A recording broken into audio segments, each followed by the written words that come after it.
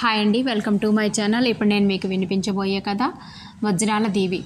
నేను చెప్పే కథలు మీకు నచ్చినట్టయితే నా ఛానల్ని సబ్స్క్రైబ్ చేయండి. ఇంకా కథలోనికి వెళ్దాము. వింధ్యారణ్యాన్ని ఆనుకొని ఉన్న సౌమిత్రి రాజ్యంలో భద్రయ్య అనే సైనికుడు ఉండేవాడు.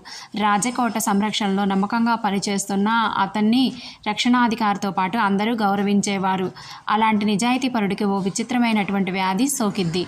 దాంతో అతనిలో ఉన్న నవనాడులు కుంగిపోయి 4 ఏళ్ల నుంచి మంచాన పడి ఉన్నాడు.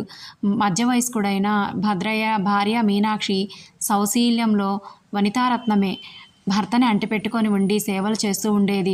ఒక వర్తకుడికి ఇంట్లో వంట మనిషిగా పనిచేస్తూ కుటుంబ పోషణకు కావాల్సిన ధనాన్ని సంపాదిస్తూ ఉంటుంది. భర్త ఆరోగ్యంతో తిరుగుతున్నన్ని రోజులు ఆమె ఎంతో వైభవాన్ని చవిచూసింది. ఇప్పుడు ఇంత కష్టకాలాన్ని అనుభవిస్తుంది. సుఖదుఖాలు ప్రవాహంలో సాగిపోతున్న కాలమహిమను ఎవరూ ఊహించలేరు. ఆ దంపతులకు జయశీలుడు అనే ఒక కొడుకున్నాడు. నవ యవ్వనంతో మిసమిసలాడే జయశీలుడు వీరత్వంతో తండ్రికి తగ్గ కొడుకే.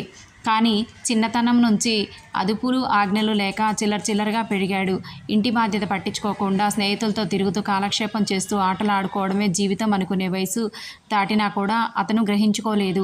తల్లి చెప్పి చూసినా కూడా వినిపించుకోలేదు. స్వతహాగా బుద్ధిమంతుడే కొడుకైనా సరైన దారిలో ఎవరు పెడతారా నా తల్లి రోజూ బాధపడుతూ ఉండేది. ఇల్లు పట్టని జయశీలుడు బయట మంచి పేరే ఉంది. ఎవరైనా ఆపదలో ఉన్నారని తెలిస్తే మాత్రం వారిని ఆదుకోవడానికి అతని సాయశక్తిలా ప్రయత్నం చేస్తూ ఉంటాడు. ఒకరోజు జయశీలుడు ఇంటి దగ్గరే ఉన్న సమయంలో ఒక వైద్యుడు వచ్చి భద్రయ్యను పరీక్షించి చివరికి పెదవి విరిచి, క్షమించమ్మా, ఇలాంటి రోగిని చూడటం ఇదే మొదటిసారి. ఈ వ్యాధి ఏంటో కూడా నాకు అంతుపట్టడం లేదు అని చెప్పి వెళ్ళిపోయాడు. ఆ వైద్యుడి మాటలకు మీనాక్షి కళ్ళ నీళ్ల పర్యంతమైంది.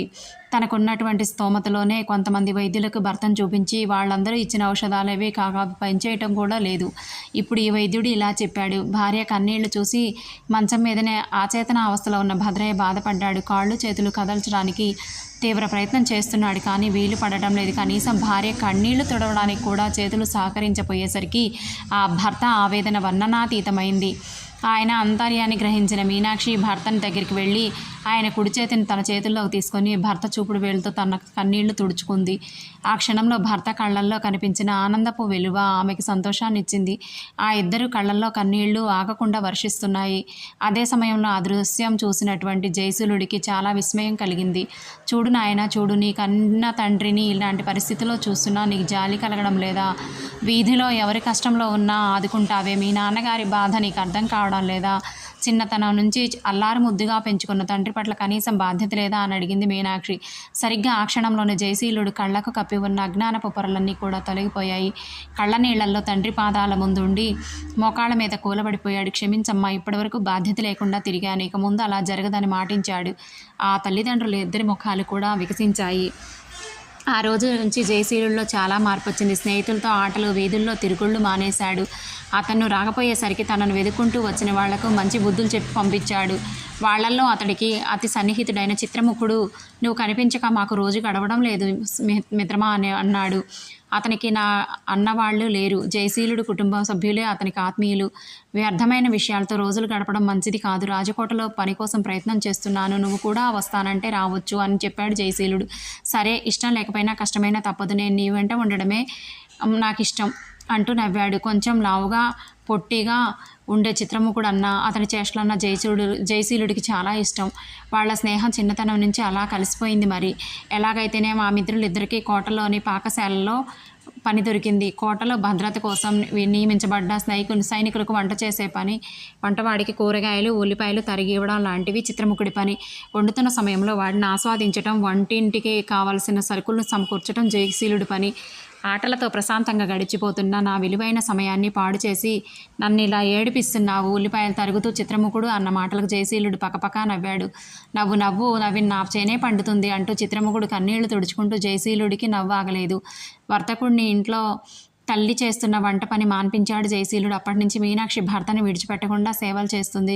ఇలా రోజులు గడిచిపోతున్న ఇంటి అవసరాలకు పోగా ప్రతి నెలా కొంచెం ధనాన్ని పోగు చేసుకున్నాడు జయశీలుడు. దాన్ని తండ్రి వైద్యం కోసం ఖర్చు పెట్టాలని అతడు ఆలోచన. మరి కొంతమంది వైద్యులు వచ్చి భద్రయ్యను చూసి ఏమీ చెప్పలేక వెళ్ళిపోయారు. అప్పుడు మీనాక్షి కొడుకుతో, నాయన, కోటలో రాజవైద్యుల దగ్గర నారాయణాచార్యులు అనే వైద్యులు ఉన్నారు.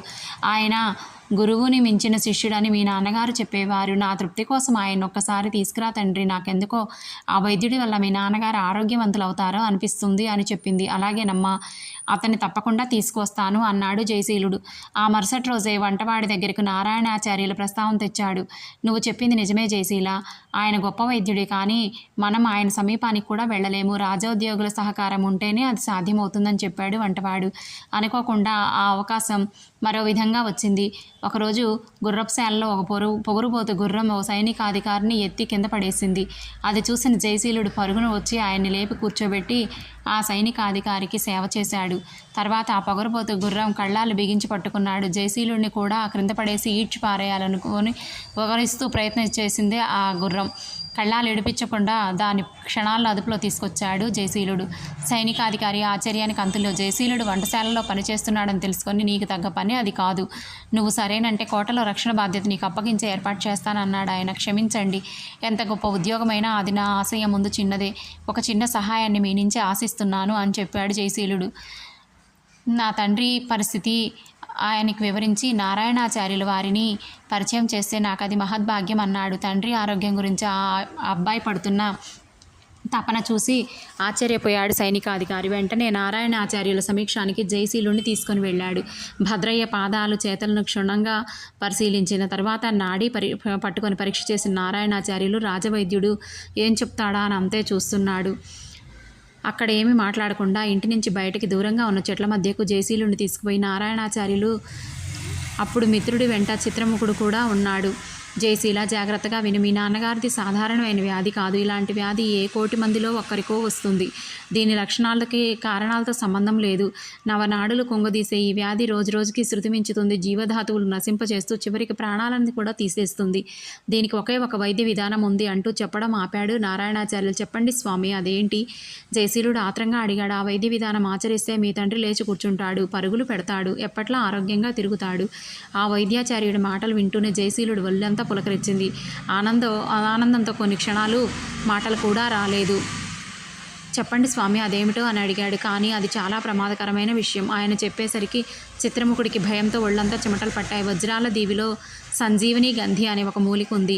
ఆ దీవికి దారి ఎటువైపు ఉందో కూడా, అక్కడ వనమూలిక ఎలా దొరుకుతుందో మాత్రం తెలియదు. కానీ ఆ మూలిక మాత్రం మీ నాన్నగారిని సజీవుణ్ణి చేయగలదు అని చెప్పాడు నారాయణాచార్యులు. అక్కడ వజ్రాలు దొరుకుతాయా స్వామి అని ప్రశ్నించాడు చిత్రముఖుడు. రాసుల కొద్దీ దొరుకుతాయి, నేల మీద పారాడుతూ ఉంటాయి. అందుకే ఆ దీవికి ఆ పేరు వచ్చింది. అయితే నేను కూడా నా మిత్రుడితో వెళ్ళి 4 ఎడ్ల బండ్ల మీద వజ్రాలు తీసుకొస్తాను, సంతోషంతో ఉక్కిరిబిక్కిరి అయిపోతూ అన్నాడు చిత్రముఖుడు. కానీ ఆ దీవికి వెళ్ళిన వాళ్ళు ఎవరూ కూడా ఇంతవరకు ప్రాణాలతో తిరిగి రాలేదు. అంతుపట్టని ప్రమాదం ఏదో అక్కడ ఉందని ప్రజలు కథలుగా చెప్పుకుంటారు. ముందుగా హెచ్చరించడం ధర్మం కాబట్టి నేను చెప్తున్నాను అన్నాడు నారాయణాచార్యులు. పాడు వజ్రాలు పోనివ్వండి స్వామి, ప్రాణాలు పోయిన తర్వాత వజ్రాలు ఏం చేసుకుంటాం చెప్పండి? బతుకుంటే బొగ్గులు వ్యాపారం చేసుకొని బతకొచ్చు. ఆ వజ్రాలు వద్దు, ఆ దీవికి వెళ్ళను వద్దు, వాడికో దండం మీకో దండం అన్నాడు చిత్రముఖుడు భయంగా చూస్తూ. నేను మాత్రం ఆ దీవికి వెళ్ళి తీరతాను స్వామి, మీరు చెప్పిన ఆ మూలిక తీసుకొస్తాను స్థిర నిశ్చయంతో చెప్పాడు జయశీలుడు. ఒకవైపు ప్రమాదం అని చెబుతూ ఉంటే ఎలా తెస్తావు మిత్రమా? తండ్రి ప్రాణాలు కాపాడలేనప్పుడు ఈ జీవాలు ఉన్నా లేకున్నా ఒకటే అన్నాడు జయశీలుడు. మెచ్చుకోలుగా అతడి భుజం తట్టాడు నారాయణాచార్యులు. నీ ఆశయం గొప్పది, అనుకున్నవన్నీ సాధించి క్షేమంగా తిరిగిరా. ఒక్క మాట మాత్రం గుర్తుపెట్టుకో, సరిగ్గా 3 మాసాలు రాబోయే పౌర్ణమిలోపు నువ్వు ఆ సంజీవని గంధిని తీసుకురావాలి. ఆ గడియలు దాటాయంటే నువ్వు ఆ మూలిక తెచ్చినా ప్రయోజనం ఉండదు, నీ తండ్రి జీవించి ఉండడు, జాగ్రత్త అంటూ చెప్పి నారాయణాచార్యులు వెళ్ళిపోయారు. ఒక్క గడియ కూడా మాట్లాడకుండా మౌనం వహించిన జయశీలుడు, మిత్రమా, నువ్వు మా తల్లిదండ్రులు కనిపెట్టుకొని ఉండు, నేను వజ్రాల దీవికి వెళ్ళి వస్తాను, మన రాజ్యానికి ఆనుకొని ఉన్న అడవికి వెళ్ళి వస్తాను అన్నట్టు ఎంత సులభంగా చెప్పావయ్యా. నిన్ను ఒంటరిగా పోనిస్తానా? ఇద్దరం కలిసే పోదాం, చావో బ్రతుకో తేల్చుకుందాం పైకి మాట అంటే అనేశాడు. అతడికి లోపల ఒకటే భయంగా ఉంది. వైద్యులు ఏమన్నారని అడిగింది మీనాక్షి. ప్రమాదం ఏమీ లేదు పెద్దమ్మ, అదేదో మూలిక తెస్తే పెదనాన్న లేచి కూర్చుంటాడని చెప్పాడు చిత్రముఖుడు. నాకు అంత అదృష్టమా నాయన, అంత మంచి మాట చెప్పి నా చెవుల్లో అమృతం పోసావు, కలకాలం చల్లగా ఉండు బాబు అని ఆశీర్వదించింది. వజ్రాల దీవికి వెళుతున్నాము, మమ్మల్ని దీవించమ్మా అన్నాడు జయశీలుడు కత్తిని వరలో దోపుకుంటూ. ఆ దీవి గురించి చిన్నతనంలోనే వినుంది మీనాక్షి. తల్లడిల్లిపోయింది. మనకున్నదేదో చాలు, వజ్రాలు మనకెందుకు చెప్పు? ఇంతకీ వైద్యులు ఏమన్నారు? అసలు విషయం చెప్పక తప్పదని గ్రహించిన జయశీలుడు తనకు నారాయణాచార్యులు చెప్పిందంతా చెప్పాడు. అది విన్న భద్రయ్య మూగవాడిలా మూలుగుతూ వెళ్ళొద్దన్న కళ్ళతో హెచ్చరించాడు. మీ నాన్నగారికి కూడా ఇష్టం లేదు ఈ ప్రయాణం. అనుకో తండ్రి, ఎలా జరిగితే అలా జరుగుతుందని కొడుక్కి నచ్చ చెప్పాలని చూసింది మీనాక్షి. నిర్ణయం తీసుకున్నాక వెనుకడుగేయటం వీరుల లక్షణం కాదు. నాన్నగారి వైద్యం కోసం నేను పోగు చేసిన ధనం కొంతకాలం మీ అవసరాలు తీరుస్తుంది. ఇంకా కొంతకాలం నువ్వు శ్రమపడక తప్పదమ్మా. ప్రాణాలతో రాగలిగితే నాన్నగారిని రక్షించుకుంటాను. తిరిగి రాలేకపోతే నీకు కొడుకే పుట్టలేదనుకో అమ్మా అన్నాడు జయశీలుడు ఆవేదనతో పలికేసరికి మీనాక్షి బాధను దిగ్గమింగుకొని ఇద్దరిని దీవించి పంపింది. జయశీలుడిని జాగ్రత్తగా చూసుకో నాయనా అని చిత్రముఖుడికి చెప్పింది. ఏం భయం లేదు పెద్దమ్మ, నేను తోడుగా ఉన్నాను కదా అని పెద్ద ధైర్యవంతుడిలా ఆమెకు ధైర్యం చెప్పాడు. జయశీలుడు చిత్రముఖుడు కోటకు చేరుకొని వంటవాడిని కలిసి అక్కడ ఉద్యోగం వదులుకున్న సంగతి, తమ ప్రయాణం గురించి చెప్పారు. తర్వాత సైనికాధికారిని కలిసి మాట్లాడి ఆయన దగ్గర సెలవు తీసుకున్నారు. అటునుంచి అటే తోచిన దిక్కుకేసి నడవడం మొదలుపెట్టారు ఆ ఇద్దరు.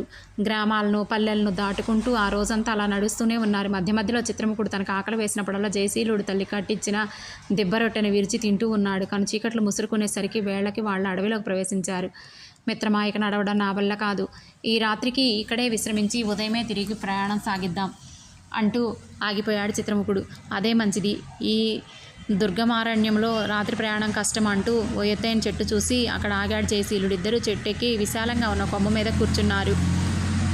చిత్రముఖుడు తన భుజాన ఉన్న గుడ్డమూటను తీసి ఓ బలమైన కొమ్మకు తగిలిచ్చి అందులో నుంచి రొట్టెను బయటికి తీసి, ఉదయం నుంచి నువ్వేమీ తినలేదు, ఇదిగో తిను అని అతడికి అందించాడు.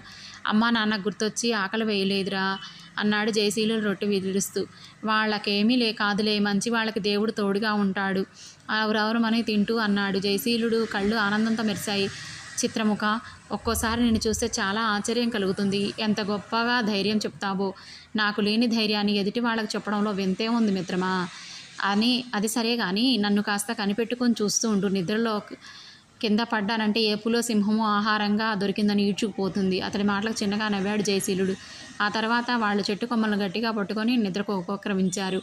అడవిలో జంతువుల అరుపులు, సింహగర్జనలు ఉండుండి వినిపిస్తున్నాయి.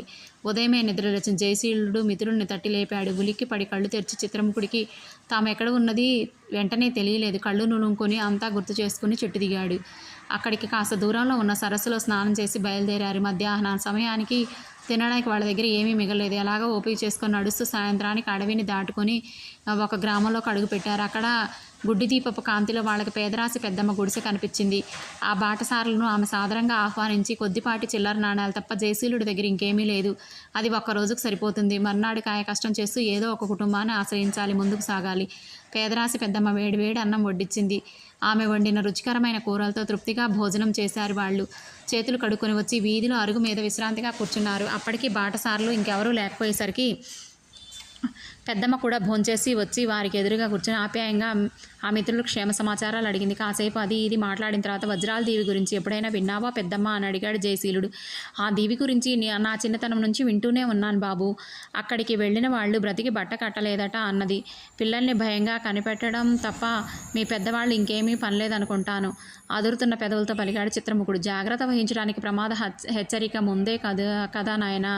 ఆ దీవి గురించి నీకే తెలిసింది చెప్పు పెద్దమ్మ ఆసక్తిగా అడిగాడు జయశీలుడు. చెప్పడానికి ఏముంది నాయన, ఆ దీవి నిండా వజ్రాలు కనిపిస్తాయట, కానీ అడుగడుగునా ప్రమాదాలైనట. రాక్షసులు దయ్యాలు అనే మాట వినగానే చిత్రముఖుడి శరీరం అంతా కంపించటం మొదలైంది. అది గమనించిన జయశీలుడు, వద్దులే పెద్దమ్మ ఆ విషయాలన్నీ, ఇప్పుడు నా మిత్రుడు భయపడుతున్నారు, ఇంకేదన్నా విశేషాలు ఉంటే చెప్పు అని అడిగితే, ఈ దేశంలో వింతలు విశేషాలకు కొదమే ఉంది బాబు. ఏ విరూపాక్ష దేశానికి పరిపాలిస్తున్న భూపాలవర్మ అనే రాజుకి అందాల భరిణ లాంటి సూర్యప్రభ అనే ఒక చక్కటి కూతురునుంది. ఆమె పేరుకు తగ్గట్టే చాలా అందంగా ఉంటుందట. ఆమెకు వివాహం చేయాలని దేశ విదేశాల రాకుమారులకు వర్తమానాలు పంపించారు. రాజు కోట్లకు పడగలెత్తిన ధనవంతులు కూడా వచ్చారు.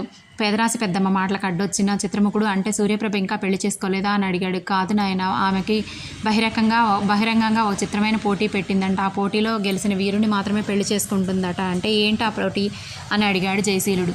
అదేంటో నాకు కూడా తెలియదు బాబు.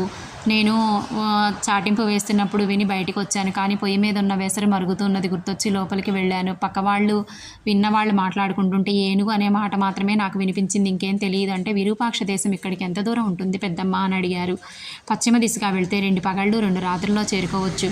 అప్పుడే జయశీలుడు తన వద్దున్న నాణ్యాలను తీసి పేదరాశి పెద్దమ్మ చేతుల్లో పోసి, నా దగ్గర ఇంతే ఉంది పెద్దమ్మ, రేపు తెల్లవారకు ముందే మేము బయలుదేరుతాము అని చెప్పాడు. మంచిది బాబు, మీకు శుభం కలుగుతుందని దీవించింది పేదరాశి పెద్దమ్మ. ఆ మిత్రులు ఇద్దరు ఎక్కడా ఆగకుండా ప్రయాణం సాగిస్తున్నారు. చిత్రముఖుడు నడుస్తూనే తన సందేహం తీర్చుకోవాలని చేసేలా, మన ప్రయాణము దారిని ఇటు ఎందుకు మళ్లించావో అర్థం కాలేదన్నాడు. వజ్రాల దేవి, దారి ఎటువైపో మనకేం తెలుసు, తోచిన దిక్కుకు పయనిస్తున్నాం, అది ఏ దారి అయితేనేంటి, అవి ఈ వింతేంటో చూసి వెళ్దామన్నాడు. సాయంత్రానికి వాళ్ళు ఓ పట్టణానికి చేరుకున్నారు. ఉదయం నుంచి ఏమీ తినలేదేమో పాపం, మంచి ఆకలి మీద ఉన్నారు.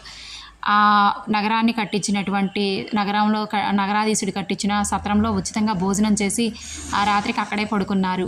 మరుసటి రోజు ఉదయాన్నే మళ్ళీ నడక మొదలుపెట్టి మధ్యాహ్నానికి ఓ గ్రామం చేరుకొని ఓ ఇంటి తలుపు తట్టారు. దూర ప్రయాణం నుంచి వస్తున్నామని ఆతిథ్యం కావాలని అడిగారు. ఆ ఇంటి యజమాని వారిని సాదరంగా ఆహ్వానించి ఆ యజమాని భార్య వారికి భోజనం వడ్డించింది. 4 పిల్లలతో పేదరికంలో ఉన్న దంపతులకు తమకు ఆతిథ్యం ఇచ్చేసరికి వాళ్ళకి ఏమీ ఉపకారం చేయలేకపోతున్నామని జయశీలుడు చాలా సిగ్గుపడ్డాడు. వాళ్ల పట్ల అభిమానంతో చిత్రముఖుడు సంతోషించాడు. ఆ రాత్రికి అడవి మార్గంలో చెట్టు మీద విశ్రమించి మర్నాడు దారిలో ఎదురైన చెట్ల పండ్లు కోసుకొని తింటూ సాయంత్రానికి విరూపాక్ష నగరం చేరుకున్నారు. పేదరాశి పెద్దమ్మ చెప్పిన దానికంటే కాస్త ఆలస్యమైనా అక్కడికి చేరుకున్నందుకు ఆనందపడ్డారు. ఆ రాత్రి సత్రంలో ఉండి ప్రయాణ బడలిక తీర్చుకొని ఉన్నారు ఆ ఇద్దరు స్నేహితులు. ఉదయమే కాలకృత్యాలు తీర్చుకొని సాయంత్రపు యజమానిని మాటల్లోకి దింపి రాజకోటకు దారి అడిగి తెలుసుకున్నారు. వాళ్ళు ఎంతో దూరం వెళ్ళకముందే కనుచూపు దూరంలో జనాల గుంపు కనిపించింది. నెమ్మదిగా అక్కడికి చేరుకున్నారు స్నేహితులు ఇద్దరు. అక్కడ ఒక పెద్ద వటవృక్షం ఉంది. దాని కింద విశాలమైన రాతి వేదిక, నల్ల రాతితో మలచిన ఒక పెద్ద ఏనుగు నింపి ఉంది. కీకారణ్యాల్లో మాత్రమే కనిపించే అరుదైన జాతి ఏనుగు అక్కడ సజీవంగా నిలిపి ఉండడం చూసి ఆ శిల్పి గొప్పదనాన్ని మెచ్చుకోవాల్సిందే. జయశీలుడు, చిత్రముఖుడు ఆ ఏనుగు వైపే కొద్దిసేపు చూస్తూ అలా ఉండిపోయారు. ఆ ఏనుగు నిలిపిన రాతి వేదికకు తాపడం చేసిన రాతి ఫలకం మీద ముత్యాల్లాంటి అక్షరాలపై జయశీలుడు దృష్టి పడింది. ఎవరి సహకారం తీసుకోకుండా ఎవరైతే ఈ ఏనుగు పైకెత్తి రాజకోట వరకు చేరుకుంటారో ఆ వీరుణ్ణి రాజకుమార్తె సూర్యప్రభ సత్కరిస్తుంది, ఆమె వరించి వివాహం చేసుకుంటుంది అని రాసుంది. అక్కడ రాజకోట ఎంతో దూరంలో ఉందా అని చూశాడు చిత్రముఖుడు. చూపుకు అందనంత దూరంలో కోటను చూసి ఆశ్చర్యపోయాడు. మిత్రమా, ఇది మానవ మాత్రులకు సాధ్యం కాని పని అని పెదాలు విరుచుకుంటూ, అసాధ్యమైతే ఇలా ఏర్పాటు చేయరు, కానీ ఇందులో ఏదో తప్పకుండా కిటుకు ఉంటుందన్నాడు జయశీలుడు. ఏనుగు చుట్టూ 10 మంది సైనికులు కాపలా కాస్తున్నారు. పోటీకి వచ్చిన వాళ్ళు ముందుకొచ్చి ఏనుగును చూడగానే బెంబేలెత్తి దూరంగా వెళ్ళిపోతున్నారు. ఆ రాత్రి ఏనుగును సమీపించేందుకు ఎవరూ ధైర్యం చేయలేకపోతున్నారు. కనీసం దాన్ని పరీక్షించాలనే ఆలోచన కూడా ఎవరికీ రావట్లేదు. ఇదేం పరీక్ష అమ్మా, మేము పుట్టి బుద్ధిరిగాక ఇలాంటి చిత్రాన్ని ఎన్నడూ చూడలేదు. ఒక్క మనిషి ఇంతటి ఏనుగును ఎత్తికొట్టి ముందు నిలబడమంటే మాటల, ఎంత గొప్ప బలశాలైనా ఈ పని చేయగలేడు. గడ్డాలు మీసాలు నెరిసిన ఓ ముసలోడు కుండ బద్దలు కొట్టినట్టు చెప్పాడు. ఇలాంటి చిత్రాలు మంత్రవేత్తలు మాత్రమే చేయగలరు అన్నాడు ఓ పెద్దాయన. ఎవరి సహకారం తీసుకోకుండా చేయాలి పని మంత్రవేత్తలు అనర్హులు, నిబంధనలు గుర్తు చేశాడు ఏనుగు కావలి ఉండే ఓ సైనికుడు. ఇలాంటి తెలివి తక్కువ పోటీ యువరాణి ఎందుకు ఏర్పాటు చేసిందో ఏమో అంతు కూడా పట్టట్లేదు అన్నాడు ఆ నగర పౌరుడు. పోటీలో గెలుపు తమదేనని కొండంత ఆశతో పక్క రాజ్యాల నుంచి వచ్చిన అనేక మంది బలశారులైన యువరాజులు కూడా ఆ ఏనుగును చూసి తమ కండలు చూసుకొని నీరుగారి వెళ్ళిపోతున్నారు. ఆ వేదిక చుట్టూ 2 సార్లు తిరిగిన జయశీలుడి వైపు అనుమానంగా చూశాడు చిత్రముఖుడు. నర్మగర్భంగా అతడు నవ్వేసరికి చిత్రముఖుడికి నోరు అప్రయత్నంగా తెరుచుకుంది. ఏనుగును పరీక్షించుకోవచ్చు ఓ సైనికుడు అడిగాడు జయశీలుడు. యువరాణి విధించిన నియమాల్లో ఇది లేదు, మీరు నిస్సందేహంగా పరీక్షించుకోవచ్చు అన్నాడు సైనికుడు. జయశీలుడు వేదికను ఎక్కాడు. తొండం పైకెత్తి యుద్ధానికి సిద్ధం అన్నట్లు చూస్తుంది ఆ ఏనుగు చుట్టూ ప్రదక్షిణం చేయటం మొదలుపెట్టాడు అతను. అలా తిరుగుతూనే దాన్ని అతి శ్రద్ధగా పరీక్షించాడు. ప్రసన్నం చేసుకోవాలనుకుంటున్నది గజాననున్న పోటీకి వచ్చి నిరాశలో మునిగిపోయిన ఓ బలశాలి అన్నాడు. ఇది విని కొంతమంది హేళనగా నవ్వారు. సరిగ్గా ఆ గడియలోనే చేట వంటి చెవులు మధ్యలో భాగంలో ఏవో బుడిపలు కనిపించాయి. రెండో వైపు వెళ్ళి చూశాడు. బుడిపల వంటి నిర్మాణం స్పష్టంగా కనిపించింది. వెంటనే జయశీలుడు తన మునివేళ్లతో ఏనుగు పొట్ట మీద తట్టి చూశాడు. బోలుగా శబ్దం వినిపించేసరికి అతడి పెదవులు విచ్చుకున్నాయి. ఆ ఏనుగు రాతి శిల్పం కాదు, దారు శిల్పం. ఒక మహాశిల్పి మహేంద్రజాలం ప్రదర్శించినట్టు చెక్కతో ఒక ఏనుగును నిర్మించి నలుపు రంగుతో అది నల్లరాయి అని భ్రమను కల్పించి దాని పొట్టలో విచిత్ర పరికరాలను అమర్చి కీలుతో నడిచే ఏనుగు రూపంతో ప్రతిష్ఠించాడని గ్రహించాడు. అది అద్భుత సృష్టికి అతడి మాటలు రాక శిలలా ఉండిపోయాడు. కొంచెం సేపటికల్లా తేరుకున్న జయశీలుడు సంశయాలను విడిచిపెట్టి నేను పోటీలో పాల్గొంటాను అని కాపలా సైనికుడితో చెప్పాడు. వాళ్ళ అంగీకారం తెలియజేయగా ఎక్కడానికి వీలుగా ఏర్పాటు చేసిన మెట్ల మీద నుంచి ఏనుగు పైకి చేరాడు జయశీలుడు. ఆ దారు శిల్పంపై కుదురుగా కూర్చొని దాన్ని తలపై చెవుల మధ్యగా ఉన్న బుడిపలను జాగ్రత్తగా పరీక్షించాడు. ఒక బుడిప ఆకాశానికేసి చూపిస్తుంది, మరో బుడిప భూమికేసి చూపిస్తుంది, ఇంకో బుడిప ఆకాశానికి భూమికి మధ్య ఉన్న మార్గాన్ని సూచిస్తుంది. ఇంకా ఏవో కొన్ని బుడిపలు ఉన్నాయి, కానీ అవేంటో అతడి ఊహకు అందలేదు. జయశీలుడు ఇంకేమీ ఆలోచించకుండా ఆకాశానికేసి చూపిస్తున్న కీలు బుడిపై కదిలించాడు. అంతే.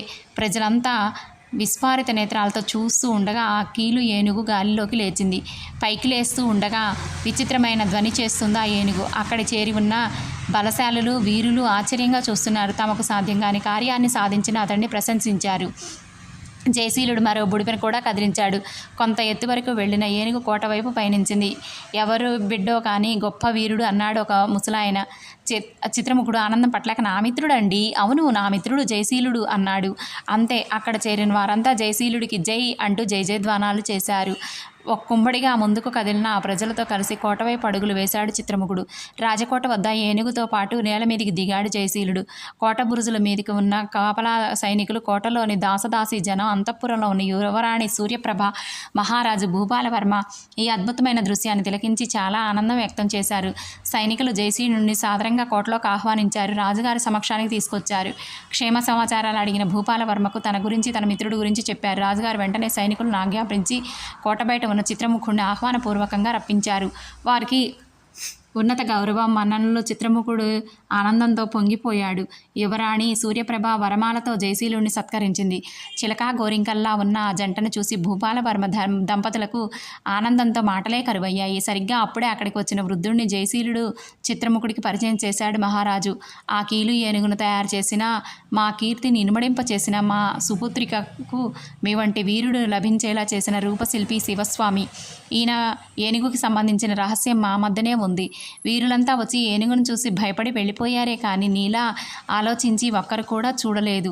ఆ అమ్మాయి అదృష్టం కొద్దీ మీరు కనిపించారు అన్నాడు భూపాలవర్మ.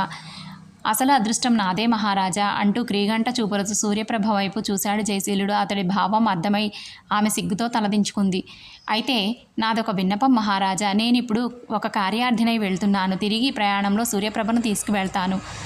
మా పెద్దల సమక్షంలో వివాహం చేసుకుంటానని ఆ వాగ్దానం చేశాడు జయశీలుడు. మంచిది నాయన. కొద్ది రోజులు మా అతిథి సత్కారాలు అందుకొని మమ్మల్ని ఆనందింపచేయమని మేము కోరుకుంటున్నామన్నాడు మహారాజు.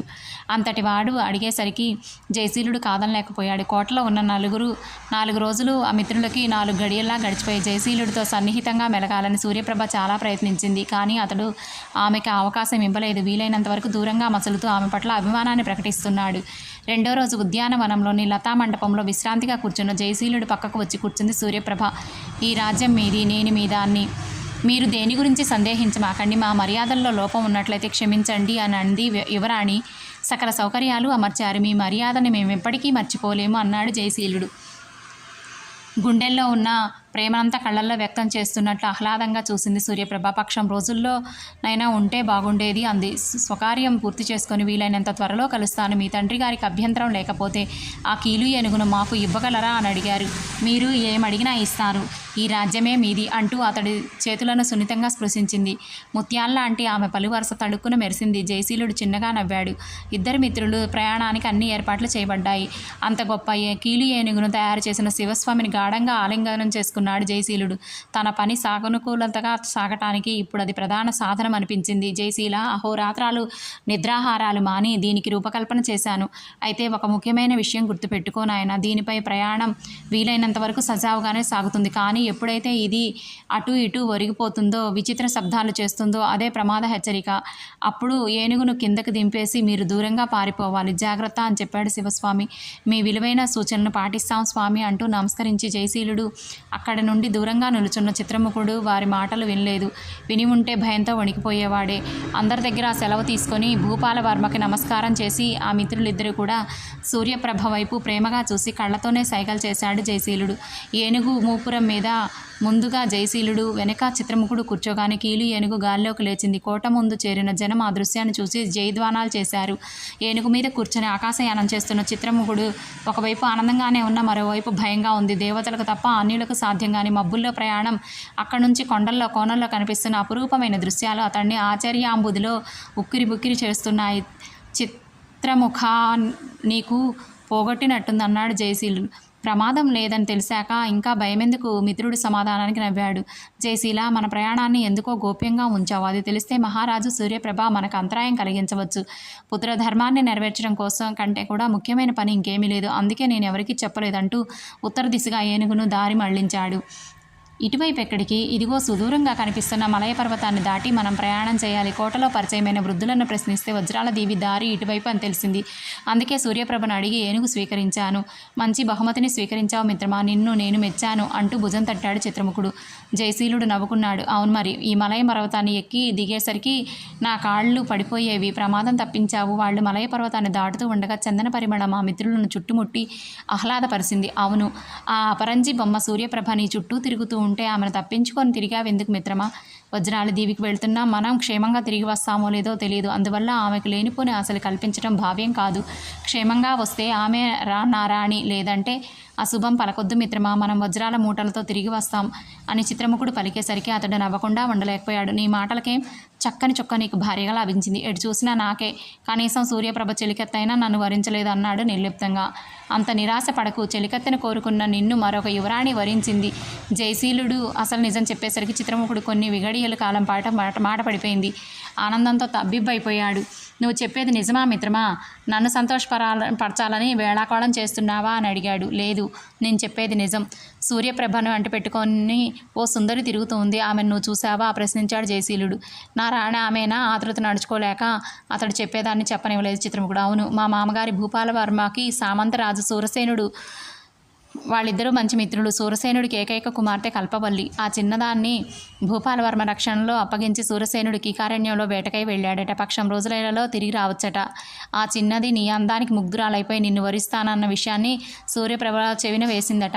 ఆమె అందంగా ఉంటుందా? ఆమె అందాన్ని చూసిన చంద్రుడు కూడా చిన్నపోతాడు. ఎంత పని చేసావయ్యా మిత్రమా? ఆ మాట ఏనుగు ఎక్కక ముందే చెప్పి ఉంటే నేను అక్కడ ఆగిపోయి ఆ సుందరిని పెళ్ళాడి నీ కోసం ఎదురుచూస్తూ ఉండేవాడిని కదా అన్నాడు. జయశీలుడు నవ్వి, నువ్వు ఇలా ఆగిపోతావనే ముందుగా చెప్పలేదు. నువ్వు వెంట లేకపోతే నాకు కాలక్షేపం ఎలా అవుతుంది చెప్పు? నువ్వు ఇంత స్వార్థపరుడు అవుతావని నేను కల్లో కూడా అనుకోలేదు. కనీసం ఆ చిన్నదాన్ని పెళ్ళాడి ఆ ముచ్చట ఈ ముచ్చట తీర్చుకొని వచ్చేవాడిని కదయ్యా. నీకు ఆ భయం వద్దు. నీ పెళ్ళి ఘనంగా జరిపించే బాధ్యత నాది, సూర్యప్రభది. ఆ తర్వాత నీ కుంభరాజ్యానికి రాజువు నువ్వే అంటూ మిత్రుడిని భుజం తట్టాడు జయశీలుడు. అంతేనంటావా? అయితే సంతోషం. ఇంతకీ ఆ చిన్నదాన్ని చూసావా? చూడనట్టు చూశాను, స్పష్టంగా చూశాను. అంత సరిగా చూడలేదనుకో అంటూ మధురమైన ఊహల్లో జారిపోయాడు చిత్రముఖుడు. కీలు ఏనుగు సజావుగా ఆకాశయానం చేస్తూ ఉంది. అప్పటికే అది కొన్ని వందల యోజనాల దూరం ప్రయాణించింది. అయినా వారికి ఎలాంటి అలసట కలగలేదు. దాని మీద సౌకర్యంగా కూర్చోడానికి వీలుగా దాన్ని రూపొందించిన శివస్వామి ప్రతిభను గుర్తు చేసుకున్నారు మిత్రులు. ఇలాంటి ప్రయాణం ఎంతైనా చేయొచ్చు మిత్రమా అన్నాడు చిత్రముఖుడు. నిజమే, కానీ సంధ్య చీకట్లు ముసురుకుంటున్నాయి. నిద్దట్లో జారిపోతే మన ప్రయాణ పైలోకాలకి. అది కాక రాత్రి వేళల్లో విశ్రాంతి తీసుకోవడం మంచిది అని చెప్పాడు జయశీలుడు. కీలు ఏనుగు కిందకు దించుతూ, ఇది అడవి ప్రాంతం. ఏనుగును ఓ మైదానంలో దింపి ఆ పక్కనే ఉన్న పెద్ద చెట్టును ఎంచుకొని తమ సరంజామా విశాలమైన కొమ్మ మీద ఎక్కి కూర్చున్నారు. సూర్యప్రభ కట్టించిన సంచిలో తన తినుబండారాలు తీసుకున్నారు. మిత్రమా, నిన్ను ఓ కంట కనిపెడుతూ ఉండు సుమా, జాగ్రత్త. చిత్రముఖుడు చెప్పేసరికి నవ్వాడు జయశీలుడు. రాత్రి సమయాల్లో సంచరించే క్రూర మృగాల అరుపులు ఉండుండి వినిపిస్తున్నాయి. ఓ అర్ధరాత్రి సమయంలో మెలకువ వచ్చింది వాళ్లకు. కిందకు చూస్తే చిత్రముఖుడు భయంతో బిగుసుకుపోయాడు. జయశీలుడు ధైర్యంగా అతని భుజం తట్టాడు. భారీ శరీరాలతో ఉన్న 2 పెద్ద పులులు వాళ్ళన్న చుట్టువైపు వస్తున్నాయి. అడవుల్లో రాత్రి సమయాల్లో రంగులు సరిగ్గా తెలియవు, ఆకారాలు స్పష్టంగా కనిపిస్తున్నాయి. గర్జనలు చేస్తూ ముందుకు వచ్చి ఆ పెద్ద పులులు కీలు ఏనుగును చూసి గర్జనలు ఆపేశాయి. ఏమనుకున్నాయో ఏమో వెనుదిరిగి వెళ్ళిపోయాయి. చిత్రముఖుడు ఊపిరి పీల్చుకున్నాడు. క్రూర మృగాలు దండుగా వచ్చి ఏనుగుపై పడ్డాయంటే ఏ కీలు కాకీలు ఊడిపోతే మనకు పనికి రాకుండా పోవచ్చన్నాడు జయశీలుడు. ఇప్పుడెలాగా? అలా జరగదనే అనుకుంటున్నాను. ఉదయం త్వరగా లేచి బయలుదేరడం మంచిది. అనుకున్న విధంగానే తెల్లారుతుండగానే లేచి కాలకృత్యాలు తీర్చుకొని మళ్ళీ ప్రయాణం మొదలుపెట్టారు ఆ మిత్రులిద్దరూ కూడా. ముందు రోజు జయశీలుడు చెప్పిన విషయాలన్నీ జ్ఞాపకం చేసుకుంటూ చాలా హుషారుగా ఉన్నాడు చిత్రముఖుడు. మొత్తానికి భలేవాడివయ్యా మిత్రం. మా పెళ్లి కూతురు నన్ను చూసింది, నేను ఆమెను చూడలేదు. మా పెళ్లి మాత్రం దాదాపు ఖాయం చేశావు. ఇదంతా చిత్రంగా ఉంది సుమా అన్నాడు. ఈ కీలి ఏనుగు పైన మన ప్రయాణం చిత్రం కాదు, అసలు ఊహించామా చెప్పు అన్నాడు జయశీలుడు నిజమే, నీ వెంట వచ్చినందుకు నేను కూడా ఈ సామంతరాజును కాబోతున్నానన్నాడు. అప్పటికే వాళ్ళు కొన్ని యోజనాల దూరం దాటి వచ్చేశారు. సరిగ్గా అదే గడియలో ఆ కీలు ఏనుగు ఏదో మార్పు గమనించాడు జయశీలుడు. ఆ కీలు ఏనుగు ఏవో విచిత్ర శబ్దాలు చేయడం ప్రారంభించింది. త్రుటిలో ఒక్క కీలును కదిలించాడు జయశీలుడు. అటు ఇటు ఒరుగుతూ ఆ ఏనుగు కిందికి దిగింది. చిత్రముఖుడికి ఆ విషయం అప్పుడు చెప్పి కిందకి దూకడానికి సిద్ధంగా ఉండని హెచ్చరించాడు. మంచివాడివయ్యా మిత్రమా, ఈ విషయం తెలిసినప్పుడే చెప్పకుండా తీరిగ్గా చెప్తున్నావంటూ ప్రాణమేంతో గజగజలాడిపోయాడు చిత్రముఖుడు. నేను ముందుగా చెప్పకపోవడం వల్ల నువ్వు ఇప్పటివరకు సంతోషంగా ఉన్నావు. ఇప్పుడే ప్రమాదం లేదు. ఒకవైపు ఏనుగు పేలిపోతుందని చెప్పి ప్రమాదం లేదంటావేంటి? అసలే పెళ్లి కావాల్సిన వాడిని, సామంతరాజుని కావాల్సిన వాడిని, ప్రేయసి కల్పవల్లి మనం మళ్ళీ కలుస్తామో లేదో అంటూ ఏడుపు మొహం పెట్టాడు చిత్రముఖుడు. జయశీలుడు హెచ్చరికగా అరవగానే మిత్రుడితో పాటు ఏనుగు మీద నుంచి దూకేశాడు చిత్రముఖుడు. గాలిలో ఉండగానే కీలు ఏనుగు పెద్ద శబ్దం చేస్తూ పేలిపోయింది. దాని భాగాలు ముక్కలు ముక్కలై గాల్లోంచి చెల్లాచెదిరై దూరమయ్యాయి. అంతెత్తు మీద నుంచి జయశీలుడు దుబ్బుగా పెరిగిన పూల పొదల మీద పడి చిత్రముఖుడు కూడా పూల పొదల మీదుగా పిచ్చి పొదల మీదకి జారాడు. అడవి పూల పరిమళాన్ని ఆస్వాదిస్తూ పొదల మీద నుంచి క్రిందికి దిగాడు జయశీలుడు.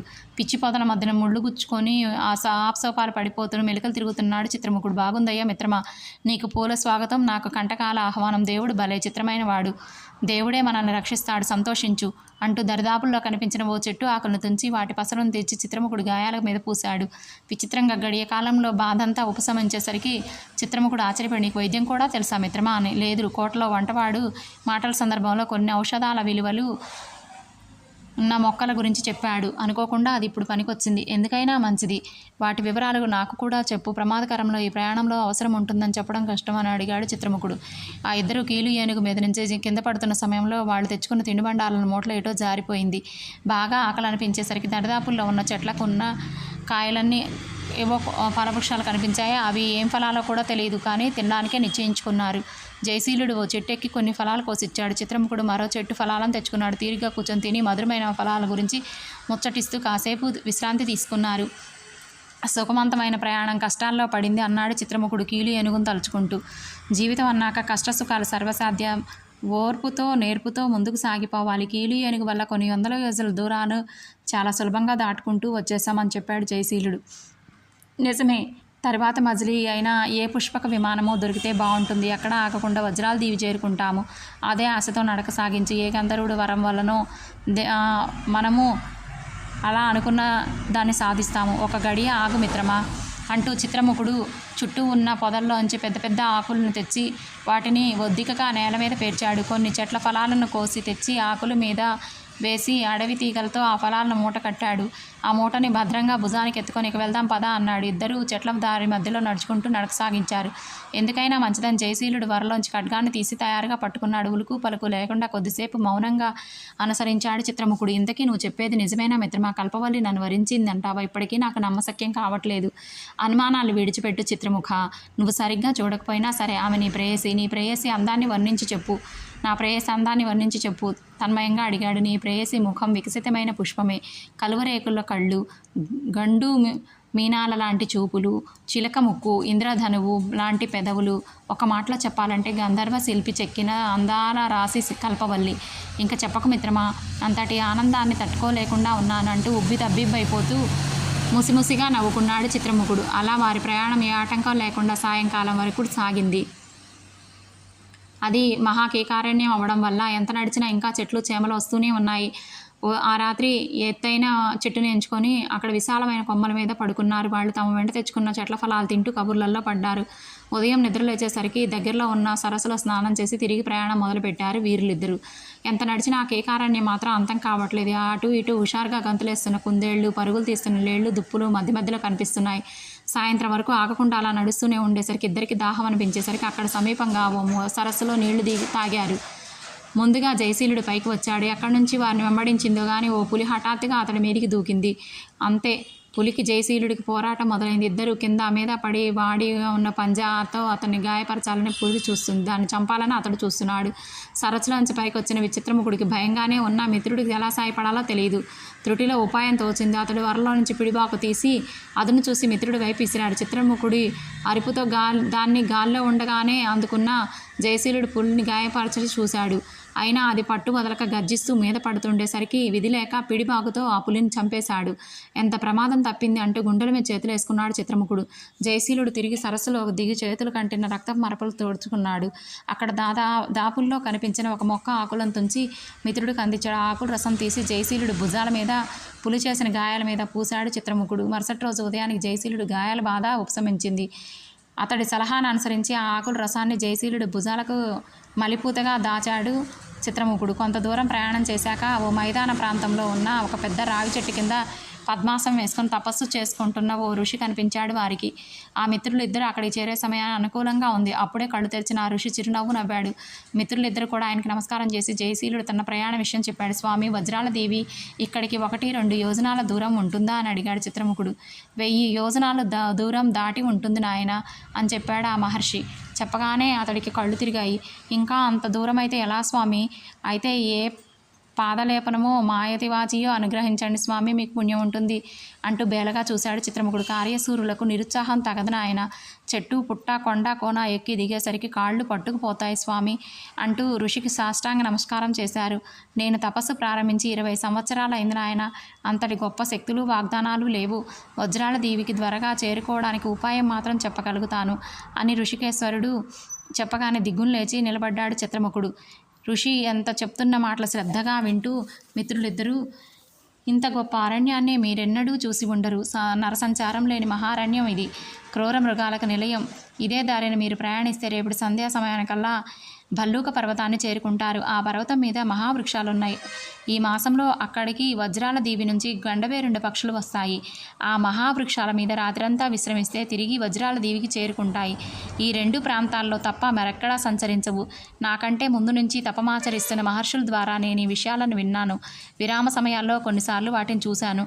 గండవేరుండ పక్షులు కంటపడకుండా నిద్రావస్థ సమయంలో వాటి కాళ్ల మీదికి చేరుకోగలిగితే చాలు, మిమ్మల్ని అవి వజ్రాల దీవికి చేరుస్తాయి.